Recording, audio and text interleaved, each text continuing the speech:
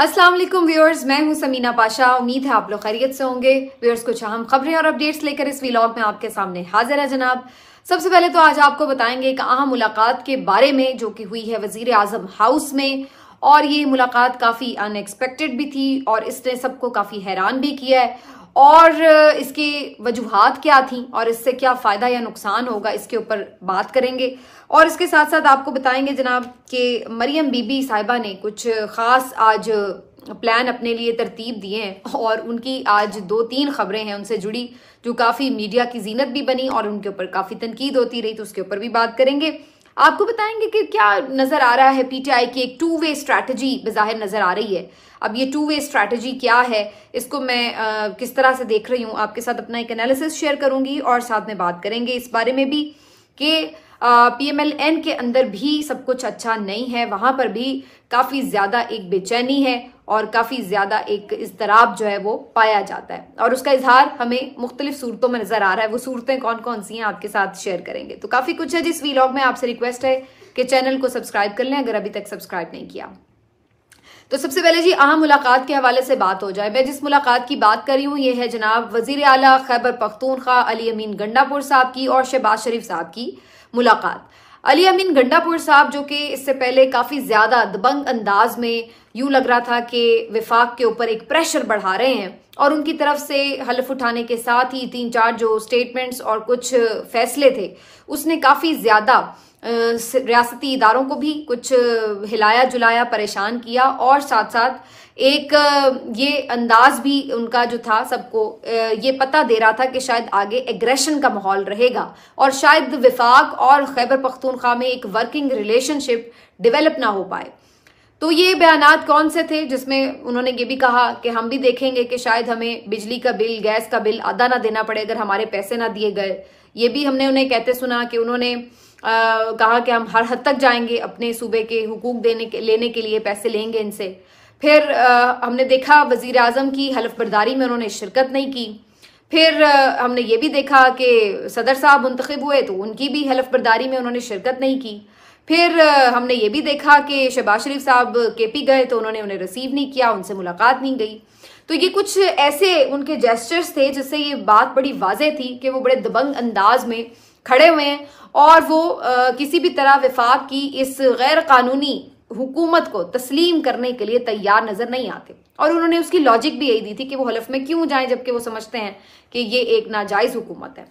तो यहां तक तो ये सारा कुछ चल रहा था। इसके ऊपर पीटीआई की तरफ से बड़ी बल्ले बल्ले भी हो रही थी और कहा जा रहा था कि भी देखा, इसीलिए इमरान खान ने अली अमीन गंडापुर को नामजद किया था क्योंकि वो इस वक्त पीटीआई के जो एक ऑफिशियल स्टेटमेंट है उसके साथ, पार्टी पॉलिसी के साथ यूं जुड़ के खड़े हैं।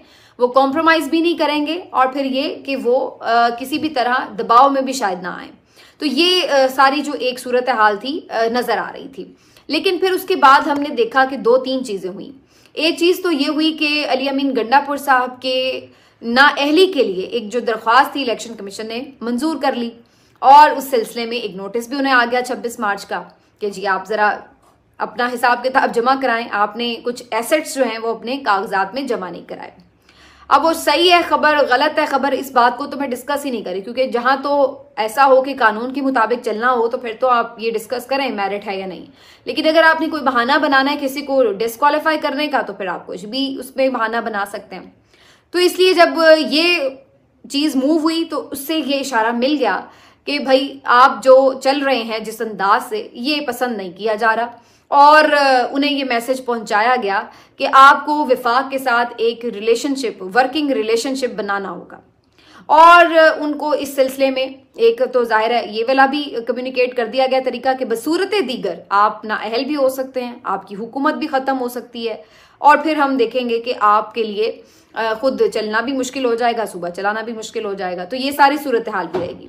दूसरी तरफ हमने ये देखा कि और भी खैर कुछ खबरें हैं कि उनको अली अमीन गंडापुर साहब को शायद कुछ और भी मामलात के हवाले से उन्हें कोई मैसेजेस पहुंचाए गए हैं किसी भी तरह। लेकिन किस्सा मुख्तसर ये कि उनकी मुलाकातों का कुछ तस्करा हो रहा है कि भाई उनकी कुछ अहम मुलाकातें हुई हैं जिसके बाद उन्होंने आज शहबाज शरीफ साहब से ये मुलाकात की। अब इस मुलाकात में हमने देखा कि दोनों की मुलाकात होती है, जिसमें एक बाकी भी वफ्द मौजूद रहता है PMLN का, और भी लोग होते हैं मौजूद, और उसके बाद फिर एक मीडिया टॉक भी होती है, और वो भी बड़ी गुडी गुडी सी मीडिया टॉक होती है, जिसमें अली अमीन गंडापुर साहब बड़ी अच्छी अच्छी बातें करते हैं कि जी हमारा जो एक एहतजाज है, जो हमारा एक पॉलिटिकल स्टांस है, वो अपनी जगह, लेकिन हम साथ साथ जो है अपना एक वर्किंग रिलेशनशिप भी रखेंगे, और बिल्कुल हम देखेंगे कि बल्कि ये तक कहा कि हमारे सूबे से किस तरह पाकिस्तान को, बाकी वफाक को फायदा होता है, वो भी हम देखेंगे, और हम ये भी चाहेंगे कि बिल्कुल इनकी तरफ से भी हमारे मामलात को क्लियर रखा जाए। और ऑब्वियसली इसी तरह की बातें वजीर आजम साहब की तरफ से भी की गई, और जो मीडिया टॉक थी उसके अंदर भी इस बात का इजहार किया गया। तो ये सब क्या हुआ, ये क्या एक हम ये समझें कि अंडरस्टैंडिंग हो गई है PTI की, या यूं हम कह लें कि बर्फ पिघल गई है, या हम यूं कह लें कि PTI ने ये सोच लिया है कि अब सूबे की हुकूमत गंवानी नहीं है। तो मेरे नज़दीक इस मुलाकात की एक तो वजह जाहिर है कि ये बहुत बड़ी वजह है कि उन्हें ये एक मैसेज जो मिला कि भाई हुकूमत KP की ख़त्म भी हो सकती है, की जा सकती है, अगर आप इस नहज पर जाएंगे तो फिर वो तो पहले तैयार बैठे इस नहज पर जाने के लिए। तो इसका एक असर जरूर हुआ है। अब इसको आप ये कह लें कि दबाव है, तो उन्होंने दबाव ले लिया है। अगर आप इसे कॉम्प्रोमाइज कहते हैं तो फिर ठीक है, आप ये कह लें। और अगर इसको आप दूसरे अल्फाज में कोई एक नरम जामा पहनाना चाहें तो वो फिर ये है कि अली अमीन गंडापुर साहब ने इस बात को अंडरस्टैंड किया है कि जो सूबा उनके पास है उसमें वो हुकूमत भी करें, अवाम को डिलीवर भी करें, और उसके साथ साथ जो उनकी बाकी पार्टी पॉलिसी है वो साथ साथ चलती रहे। तो ये एक पाकिस्तान तहरीक इंसाफ की 2 वे पॉलिसी हमें नजर आ रही है कि जहां वो एक जानिब एहतजाज करके दबाव बढ़ाते हुए नजर भी आएंगे, और साथ साथ बिल्कुल शायद सिस्टम को तलपट करने का भी फिलहाल तक अभी तक उनका ऐसा प्लान नजर नहीं आ रहा कि जिसमें वो बिल्कुल ही एक जीरो पोजीशन पर आ जाए, या आप यूं कह लें कि बिल्कुल ऐसी पोजीशन पर आ गए हैं कि जी अब आगे चलना ही नहीं है, जैसे हमने अप्रैल के बाद देखी थी, जहां पे वो सारी असम्बलियों से मुस्ताफी हो गए, असम्बलियां तोड़ दी। वो बिल्कुल आपकी एक नो रिटर्न जो पॉलिसी थी वो थी। तो इस दफा शायद PTI वो पॉलिसी अपनाना नहीं चाहती, क्योंकि इन्होंने ये देख लिया है कि उस पॉलिसी के तहत उन्हें ये तो बात दुरुस्त है कि उन्होंने एक्सपोज कर दिया सिस्टम, और सबको पता चल गया कि मुल्क में आइन और कानून की कोई वैल्यू नहीं है कि उसके मुताबिक 90 दिन में इंतखाब हो जाते हैं या कुछ भी और होता। सब ने देख लिया कि सुप्रीम कोर्ट के अहकामात तक को भी कोई वुक्कत नहीं दी गई, लेकिन उससे पॉलिटिकली PTI को बहुत मार पड़ी, ये भी सबने देखा। और दोनों हुकूमतें ख़त्म करने के बाद किस तरह वो लोग दरबदर हुए, रियासत ने किस तरीके से उनको दीवार के साथ लगाया, वो सब चीज़ें वो भी सबने देखी। तो अब शायद पाकिस्तान तहरीक इंसाफ मजीद उस पॉइंट तक चीज़ों को नहीं लेके जाना चाहती कि जहां पर KP हुकूमत भी उनसे जाए, या वहां पर कोई इस तरह की अनरेस्ट सिचुएशन हो। तो वो चाहेंगे कि एक मोर्चा सेफ हेवन उनके पास रहे। दूसरी चीज़ ये कि अगर वो KP में डिलीवर करना चाहते हैं तो उनके लिए ये ज़रूरी है कि वफाक के साथ उनका कम से कम ऐसा रिलेशनशिप हो कि वो कुछ ना कुछ उनको दे। वफाक ने उन्हें पैसे भी देने हैं, कुछ अहम तकर्रियाँ भी हैं। अब चीफ सेक्रेटरी के हवाले से भी उन्होंने इस मुलाकात में बात की है, तो वो भी ये चाहते हैं कि वो इस तरह के मामलात में, फैसला साजी में वफाक की तरफ से कोई बिला वजह की रुकावटें ना आए। तो इसलिए क्योंकि फिर उन्हें सूबे में परफॉर्म करना है, तो जाहिर है फिर उन्हें पैसे वहां से मिलेंगे, वफाक से रिलीज किए जाएंगे, तो फिर ही वो परफॉर्म भी कर पाएंगे। फिर ही उनकी अगर टीम जो वो चाहते हैं कि तकर्रियाँ हों वो उन्हें मिलेंगी, तो फिर आगे वो बढ़ पाएंगे। तो मेरा ख्याल है कि उन्होंने अब ये एक चीज़ तय की है कि बहरहाल वफाक को इस हद तक स्पेस ज़रूर देनी है कि कम से कम सूबे के मामलात जो हैं वो चलते रहें। इस बात को सबसे खूबसूरत अंदाज में सलमान अकरम राजा साहब ने काशिफ अब्बासी साहब के शो में रिप्रेजेंट कर दिया। उन्होंने कहा है कि जो अली अमीन गंडापुर साहब हैं वो सिर्फ पार्टी का एक पर्सन नहीं है, वो सिर्फ पार्टी का एक चेहरा नहीं है, वो वजीर आला भी हैं एक सूबे के। तो उन्होंने जो बात करनी है और उन्होंने जो फैसले करने हैं वो उन्होंने अपनी उस पोजीशन को भी सामने रखकर करने हैं। जरूरी नहीं कि जो वो बात करें वो पार्टी पॉलिसी को मिन्नो अन बता रही हो। ये ठीक है कि वो पार्टी पॉलिसी से बिल्कुल ये भी नहीं है कि डेविएट ही कर जाएंगे, लेकिन ऐसा भी नहीं है कि वो जाहिर है थोड़ा सा लिहाज रख के बात करेंगे, क्योंकि उनके पास एक इंतजामी ओहदा भी है, एक सूबे के सरबराह भी हैं, तो उन्हें उस हिसाब से भी उन्हें देखना है, फैसले करने हैं। लेकिन दूसरी तरफ जो पार्टी की अपनी एक पॉलिसी है कि ऑपोजिशन है वो और एहतजाज भी करेगी और दबाव भी बढ़ाएगी, तो वो सब भी होगा। इसके तनाजुर में मुझे लग रहा है कि कुछ ना कुछ PTI को देने के हवाले से भी गौर हुआ जरूर है, क्योंकि अब ये खबर काफी मैच्योर हो गई है। जो पहले शुरू में ऐसा लग रहा था कि शायद इतनी मैच्योर नहीं है, कि जो कुछ हलकों के ऑडिट की बात की गई है खान साहब की तरफ से, तो कहीं ना कहीं ये बात सोची जा रही है कि कुछ हलकों का ऑडिट करा दिया जाए और मे भी 2-4 सीटें पीटीआई को वापस भी दे दी जाएं। नजम सेठी साहब ने सबसे पहले ये खबर ब्रेक की थी, अब बाकी लोग भी सब इस पे बात कर रहे हैं। और मुझे ये लग रहा है कि अगर इधर से वजीर आला केपी की तरफ से कोई नरमी दिखाई गई है, तो दूसरी तरफ ये भी कहीं ना कहीं उन्हें भी कुछ उसके गिव एंड टेक होता है, तो फिर उसमें आपको भी कुछ ना कुछ मिलता है। तो ये ऐन मुमकिन है कि इस सिलसिले में ये चीज जो है की जाए और कुछ 2-4 हलकों का ऑडिट हो जाए। ये अब खबरें सीनियर सहाफी चूंकि सारे दे रहे हैं ऑनेस्टली, तो मैं इसको समझती हूँ कि शायद कुछ ऐसा हो रहा हो। वैसे मेरी अगर अपनी एनालिसिस की आप बात करें तो ऑनेस्टली मुझे नहीं नजर आता, ये मैं आपको बताऊं। ये खबर है मार्केट में, सब कह रहे हैं, लेकिन मुझे अभी तक भी ऐसा नजर नहीं आ रहा कि पीटीआई को ये 2-4 सीटें वापस करने जाएंगे। क्योंकि अभी अगर आज की बात करें तो एक और सूबाई असेंबली की सीट जो पीटीआई ने जीती हुई थी वो उन्होंने रिकाउंटिंग में हरवा दिया पीटीआई को, और वो भी नून लीग के बंदे को जितवा दिया। ठीक है ना, तो अभी तक तो ये सिलसिला चल रहा है। तो वहां पे हम इनसे क्या उम्मीद रखें कि ये जो जीती हुई सीटें हैं दूसरे उम्मीदवारों की वो हरवा देंगे और पीटीआई को दे देंगे 2-4 सीटें? मुझे ये मुश्किल नजर आ रहा है। लेकिन कुछ लोग ये जरूर कह रहे हैं कि मियां साहब के हवाले से ये पॉलिसी बनाई जा रही है रियासती सतह पर कि उनको टोटली फैसला साजी से आउट करना है, तो इसके लिए शायद ये एक तरीका भी आजमाया जाए कि उनकी भी सीट उनसे ले ली जाए, लाहौर वाली भी, ताकि उनको टोटली सियासत और सारे जो मामलात हैं उनसे थोड़ा सा डिस्कनेक्ट करवा दिया जाए और वो इस बात पे मजबूर हो जाएं कि वो मायूस होकर लंदन ही चले जाएं। अभी फौरन नहीं, लेकिन कुछ अरसे में भी। तो इस कॉन्टेक्स्ट में शायद ये बात हो सकती है, लेकिन अदरवाइज अगर ये कोई समझे कि पीटीआई के लिए कोई इतना नरम गोशा हो गया है, तो सॉरी टू से ये मुझे नजर नहीं आता। अब आ जाते हैं इस बात के ऊपर कि क्या ये पीटीआई की 2 वे पॉलिसी वर्क करेगी या नहीं। जी, कुछ मामला चलाने की हद तक ये बिल्कुल वर्क करेगी, लेकिन मेरा ख्याल है कि जो पीटीआई का वर्कर है वो इसको तनकीद का निशाना बहरहाल बनाएगा, क्योंकि पीटीआई के वर्कर को जहां पर क्यादत उनकी ले जा चुकी है वहां से उनकी वापसी बड़ी मुश्किल है। और जो कोई सॉफ्ट चीज, सॉफ्ट इमेज, सॉफ्ट स्टेटमेंट देता है वो उसको लाइक नहीं करते, जो सीधी बात है।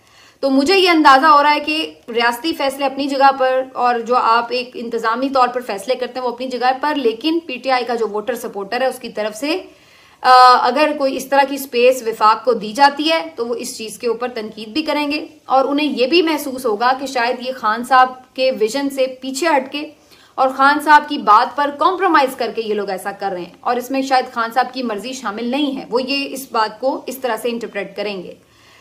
अब ये इन्हें फिर पीटीआई अगर इस तरह से चलती है तो फिर उनको थोड़ा सा इसमें इसको ये सियासी हिकमत का नाम देंगे, लेकिन उसमें इनको थोड़ा सा स्पेस मिल भी सकता है। ये भी बात अपनी जगह दुरुस्त है, लेकिन इसमें बहरहाल इन्हें थोड़ा सा बैकलैश जरूर आएगा, ये मुझे नजर आ रहा है। बैकलैश मतलब अपनी जो पीटीआई सपोर्टर है उनकी तरफ से कुछ ना कुछ तनकीद इनको देखनी पड़ेगी अल्टीमेटली। अब आ जाते हैं जी कि मरियम साहिबा जो है उन्होंने क्या कुछ आज किया है।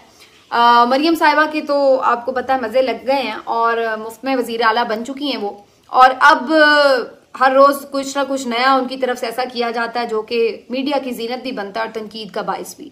अभी आज एक खबर सामने आई कि उनकी जो मर्सिडीज गाड़ी है उनके जेर इस्तेमाल, उसके टायर चेंज करने के लिए और कुछ और उसकी मेंटेनेंस के हवाले से एक जारी किया गया है लेटर, जिसमें उनके लिए एक ग्रांट मांगी गई है तकरीबन 3.25 करोड़ रुपए की, कि जी उनके टायर वायर चेंज होने हैं। तो ये जब लेटर सामने आया तो इसके ऊपर तनकीद शुरू हो गई कि भाई इतने मुल्क के बुरे हालात हैं और इनके टायर चेंज करने के लिए इतने पैसे इनको चाहिए, ये कौन सा टायर है जो इतना महंगा आता है। तो अज़मा बुखारी साहिबा ने इसके ऊपर एक क्लैरिफिकेशन देने की कोशिश की कि जी मर्सिडीज के जो टायर हैं वो 10,000 किलोमीटर जब चल लेते हैं तो उसके बाद वो चेंज होते हैं। तो इसके ऊपर फिर मजीद तनकीद शुरू हो गई कि भाई इतनी सी 10,000 किलोमीटर को इतना ज्यादा सफर नहीं है कि जिसके ऊपर टायर चेंज हो जाए। आमतौर पर गाड़ियां अच्छा खासा 40 से 50,000 किलोमीटर सफर कर लेती हैं, तो फिर कहीं जाके उसके टायर जो हैं वो चेंज होते हैं। मेरी अपनी गाड़ी ने मेरे ख्याल है 70,000 किलोमीटर मेरी गाड़ी चली तो मैंने उसके टायर अब चेंज करवाए। तो खैर मेरी तो सस्ती सी गाड़ी है, लेकिन मरियम साहिबा की मर्सिडीज गाड़ी है, तो चलिए अगर आप ज्यादा बेहतर मेंटेनेंस भी रखें तो तब भी सिर्फ 10,000 पे तो बहरहाल उसकी नई टायर चेंज होते। और फिर इतने महंगे टायर कौन से हैं कि जिसके ऊपर जो है वो इस किस्म का इतना ज्यादा आपका जो है वो खर्च आ रहा है, तो ये भी बात देखने वाली है। तो वो काफी इस पे तनकीद शुरू हो गई और सब इसको इस बात से जोड़ रहे हैं। जाहिर सी बात है कि भाई मरियम साहिबा सूबे के खजाने को इस तरह से इस्तेमाल कर रही हैं कि जैसे ये उनके ज़ाती अब्बाजान का ख़जाना है। तो भाई जहाँ पहले ही लोग इतनी मुश्किल में हैं, वहाँ पर अगर आप इस तरह की अल्ले तल्लों में पैसे ज़ाया करेंगे तो ज़ाहिर तनकीद होगी। आपके पास भी पैसे की कोई कमी नहीं है। अगर आपको लगता है कि आपकी गाड़ी को किसी मेंटेनेंस की ज़रूरत है तो भाई आप अपने ज़ाती खर्च से कर लें। कहने को ये लोग दिखावे के लिए ये कह रहे हैं कि जी हम तनख्वाह नहीं ले रहे। अब तनख्वाह का क्या है, 2-2.5 लाख तनख्वाह अगर आप नहीं भी लेंगे तो उससे फ़र्क नहीं पड़ता। लेकिन दूसरी तरफ आप इस तरह के अल्ले तल्लों में, इस तरह की अयाशियों में अगर करोड़ों रुपए खा जाते हैं खजाने के, तो वो किस हिसाब में? तो अपनी तरह से बड़ा एहसान कर रहे हैं कि 2-2.5 लाख तनख्वाह नहीं हम लेंगे, लेकिन हाँ उसके अलावा हर अयाशी जो है वो हम सूबे के बजट के ऊपर करेंगे। तो इस वजह से ये चीज़ तनकीद का निशाना बन रही। फिर ऊपर से एक और खबर ये सामने आई कि जी मोहतरमा अब ऑफिस आने जाने के लिए हेलीकॉप्टर का इस्तेमाल करेंगी।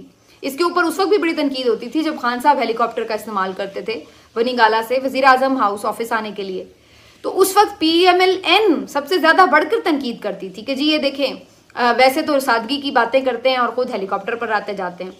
और अब वही PMLN की अपनी जो मरियम नवाज साहिबा हैं वो भी ये फैसला कर चुकी हैं कि जी उन्होंने भी और अच्छा उसका भी भार जो है वो अवाम के ऊपर है कि जी अवाम को दिक्कत ना हो, ट्रैफिक चलती है, रुकती है, बंद होती है उनके आने जाने प्रोटोकॉल की वजह से, तो लिहाजा वो हेलीकॉप्टर के थ्रू रोज जो है वो आएंगी और जाएंगी। और जाहिर है वो खर्चा भी हेलीकॉप्टर का वो भी अवाम के पैसों से भरा जाएगा।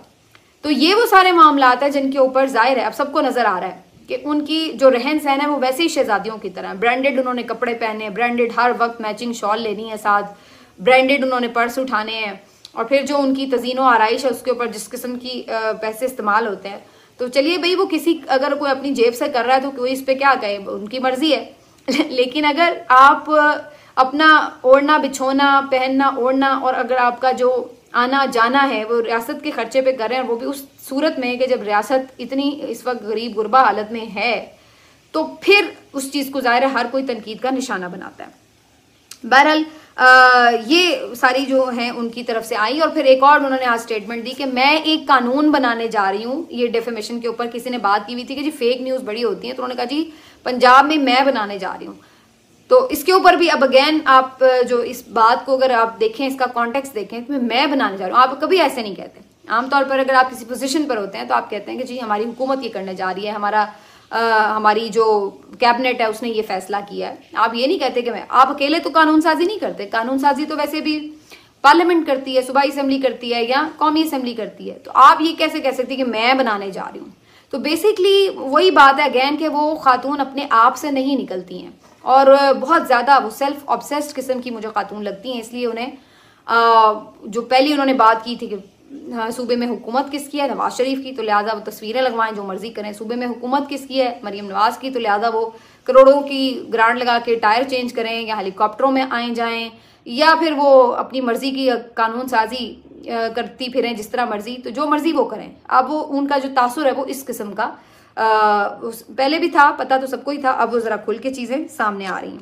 लास्टली जी एक चैनल के बारे में आपको इन्फॉर्मेशन दे दूं। टैलेंट न्यूज़ एक चैनल अभी कुछ अर्सा हुआ है उसको खोला गया था और बड़े बड़े अहम सहाफ़ी और बहुत सारे बड़े नाम भी थे, उसको शामिल भी किया गया। लेकिन उसके बाद फिर रुपए पैसे के मामलात जब बिगड़े तो उसके बाद अब इस चैनल को बंद करने का फैसला कर लिया गया।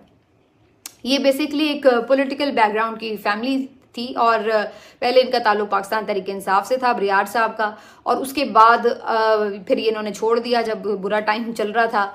और अभी तक भी इनके जो पैसों के मामलात हैं उसके ऊपर फिर इनको जब पता लगा कि जी पैसे इस्तेमाल हो रहे हैं चैनल के ऊपर और उस तरह से रिसीव नहीं हो रहे और फिर ज़ाहिर है और काफ़ी लॉसेस वगैरह चल रहे थे मुख्तलिफ बिजनेसेस के, तो उसके बाद अब सूरत हाल ये है कि इन्होंने इस चैनल को बंद करने का फैसला कर लिया है।